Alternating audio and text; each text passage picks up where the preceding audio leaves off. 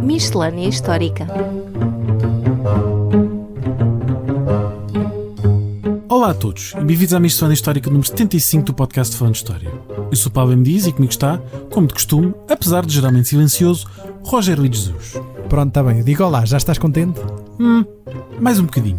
E então, Roger, o que traz aos nossos ouvintes esta semana nesta nossa saladinha de feijão frade de curiosidades históricas? Esta semana vamos para o norte de Portugal, para o concelho de Esposende, e trago uma notícia de há umas semanas atrás, de 2 canhões de bronze, possivelmente do século XVI, que fazem parte de um navio que ali naufragou na praia de Belinho. E os canhões foram removidos por mergulhadores, gente profissional da área, porque a autarquia foi informada que os canhões já não estavam no local original, onde tinham sido identificados, e que poderia haver interesses ilícitos.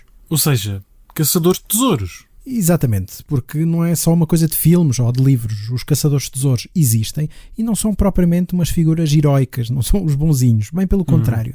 Eles pilham grande parte dos sítios arqueológicos, destruindo o seu contexto, e depois as peças acabam por ser vendidas em leilões muito duvidosos.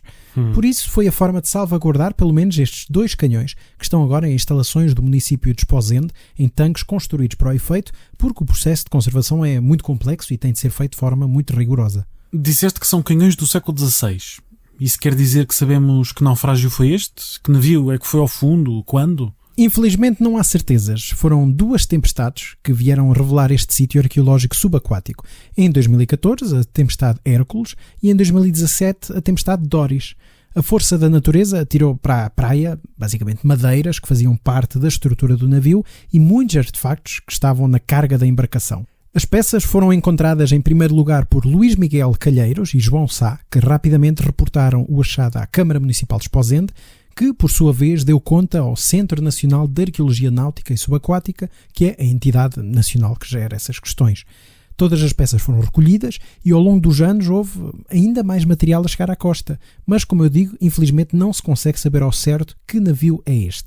Há referências a uma nau que ali naufragou, a Nossa Senhora da Rosa, naufragou em 1577, mas esta vinha das Canárias e ia para Vila do Conde, e o que ali se encontrou aponta para que fosse provavelmente um navio que viesse do norte da Europa, mas a análise das madeiras leva a crer que é um navio de construção ibérica. Ou seja, ainda há muitas dúvidas. Sim, não é fácil ter uma resposta definitiva, se é que se vai chegar a alguma. O que é certo é que a coleção de peças recolhidas é considerável. Estamos a falar de 664 artefactos, fora as madeiras, os fragmentos de chumbo, a pedra do lastro do navio e ainda outro material. A grande maioria destes achados são peças em estanho e latão, nomeadamente pratos, temos centenas de pratos, e parte deles até tem um C e um U como marcas de produção que indica serem de origem holandesa ou alemã. E também há pratos que aparecem com um martelo coroado, que pode estar associado a uma produção belga, suíça ou até escocesa. Alguns dos pratos em latão estão decorados com vários desenhos, desde arranjos florais a imagens religiosas, como São Cristóvão ou São Jorge, entre outros casos. E ainda a registrar 32 pelouros de pedra, isto é, as balas do canhão, e isto só para dar uma ideia geral. E, como disseste inicialmente, foram recuperados agora 2 canhões. Sim, 2 canhões para serem preservados e para que não desaparecessem. E são também estes canhões e a sua tipologia que leva a apontar que o navio possa ser datado entre o primeiro e o terceiro quartel do século XVI. Mas, como eu disse, há ainda muitas interrogações e o que vale a pena destacar é realmente a necessidade de se conhecer e de se preservar este património, e por isso deixo também alguns links sobre, lá está, esta operação de salvar os canhões do site da Câmara de Esposende, e deixo também referência a uns artigos que estudam já o que sabemos sobre este naufrágio. Sim, de facto, não é todos os dias que se encontram canhões e, sobretudo, esta é uma boa notícia, já que se evitou que fossem parar onde não deviam. Exatamente.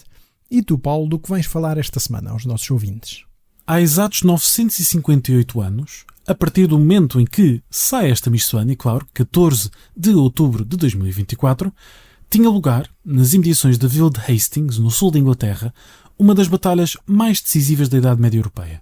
Estou a falar, claro, da célebre Batalha de Hastings, um dos episódios mais marcantes daquilo que foi a conquista normanda de Inglaterra. Mas vamos então por partes. Quem são estes normandos? No século XI, os normandos são essencialmente uma mistura de descendentes de colonos escandinavos e francos residentes no norte da atual França. Isto porque em 911 o rei dos francos entregou parte do norte do seu reino a um líder viking chamado Rollo, para que este e os seus seguidores servissem de tampão contra as incursões de outros vikings. Com o tempo, essa região veio então a ser conhecida como Normandia, ou seja, a terra dos normandos, dos homens do norte. E quando chegamos ao século XI, um homem particularmente ambicioso, chamado Guilherme, conhecido como o Bastardo, é o duque desta Normandia. E o que é que leva então os normandos a invadir a Inglaterra? A Inglaterra deste período é liderada pela Casa do Essex, uma dinastia anglo-saxónica descendente dos invasores germânicos que puseram fim à Bretanha romana. Sucede que, em janeiro de 1066, o rei, Eduardo o Confessor, faleceu sem deixar herdeiros. E, como seria de esperar, seguiu-se uma disputa pelo trono entre os vários pretendentes. O primeiro a ter sucesso foi, obviamente, aquele que estava mais perto, Harold Godwinson, que era nem mais nem menos que um dos homens mais poderosos daquele reino. Mas foi rapidamente contestado por outros dois governantes, Harold Hardrada, rei da Noruega, e Guilherme da Normandia, sendo que este último alegava mesmo que o trono lhe tinha sido prometido pelo falecido Eduardo, que tinha relações familiares com a Casa da Normandia e com a anuência do próprio Harold Godwinson. Estes acabaram por ser os argumentos utilizados para contestar o trono pela força das armas, claro. E daí então esta invasão de Inglaterra? Na verdade, no espaço de poucas semanas aconteceram 2 invasões e, portanto, se percebe que esta ideia de uma Inglaterra isolada e impossível de invadir é completamente falsa. A primeira destas invasões, em setembro, foi liderada por Harold Hardrada, que desembarcou com um exército no norte de Inglaterra. Depois de alguns sucessos iniciais, foi esmagado e morto pelas tropas de Harold Godwinson na famosa batalha de Stamford Bridge, mas este mal tinha acabado de vencer um invasor quando recebeu notícias de outra incursão, agora no sul. Guilherme da Normandia tinha afinal invadido. Por isso o exército anglo-saxónico meteu-se a caminho, em marchas forçadas, para fazer frente a esta nova ameaça. Os dois exércitos acabaram então por encontrar-se nas colinas nas proximidades de Hastings, no sul, a 14 de outubro de 1066. E qual foi então o desfecho da batalha? Quem ganhou? O exército anglo-saxónico, que tinha entre 7.000 e 12.000 homens, instalou-se numa colina a barrar o caminho dos normandos, ou seja, uma posição defensiva bastante favorável. Já os normandos, ao todo entre 5.000 e 13.000, não sabemos ao certo, viram-se forçados a atacar colina acima para derrotar o adversário.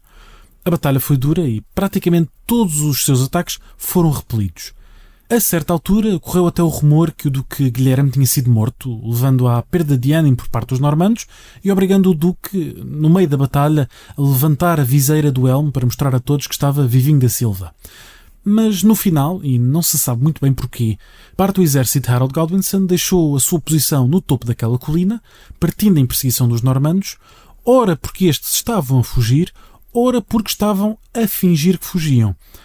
Seja como for, acabaram por parar, virar-se e contra-atacar, levando então à derrota dos homens do rei anglo-saxónico, acabando este morto durante a refrega.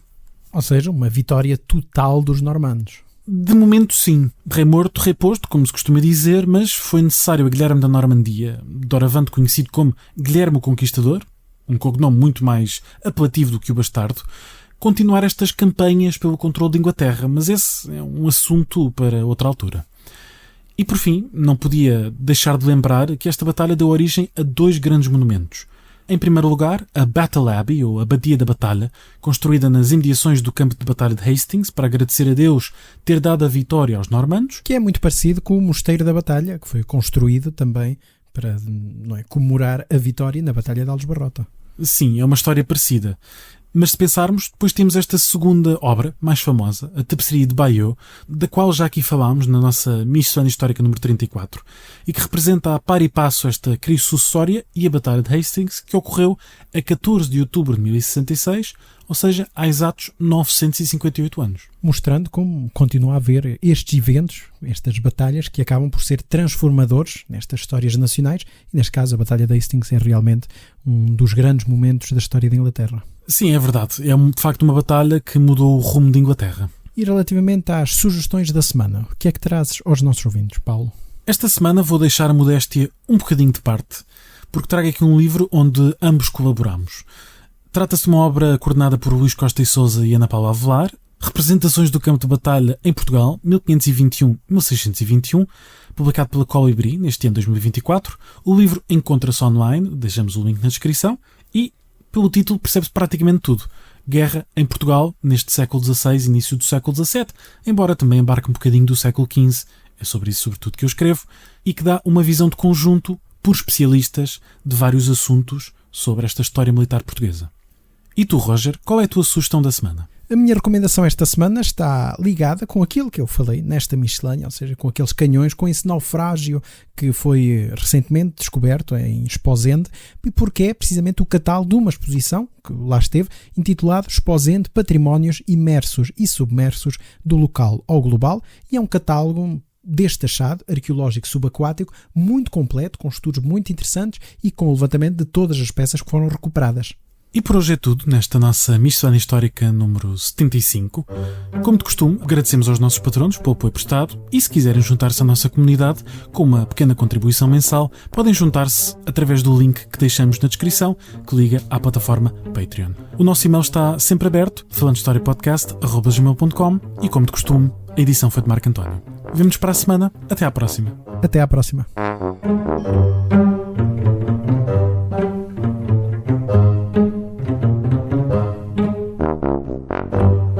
Miscelânea Histórica.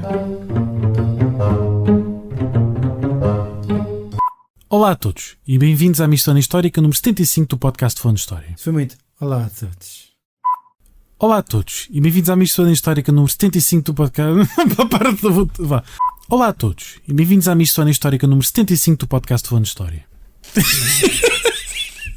6.5 hours later. Eu sou Paulo M. Dias e comigo está, como de costume, apesar de geralmente silencioso, Rogério Luís Jesus. Pronto, está bem. Eu digo olá, já estás contente? A little longer than a few minutes later. E o que é que leva então os normandos a invadir a Inglaterra? Em princípio foram os barcos.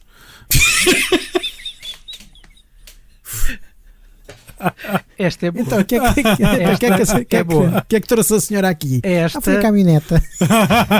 as outras 14 falharam, mas esta é boa. Dentro do que é sentido de humor deste podcast.